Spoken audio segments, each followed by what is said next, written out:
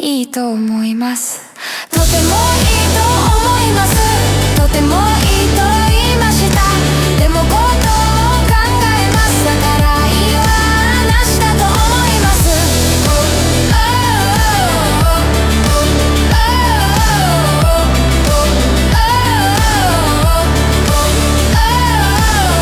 友達は日本語が好きだと言いました。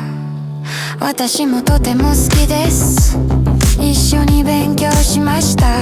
毎朝少し本を読みます。昨日もよく勉強しました。先生もそう言いました。このことはどう思いますか？いいと思います。とてもいいと思います。とてもいいと言いました。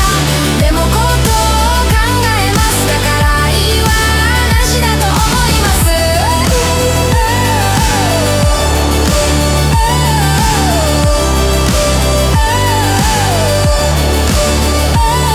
でも大丈夫だと思います。毎日勉強しました。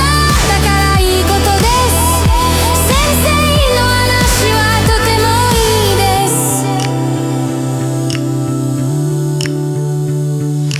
とてもいいと思います。とてもいいと言いました。でもこと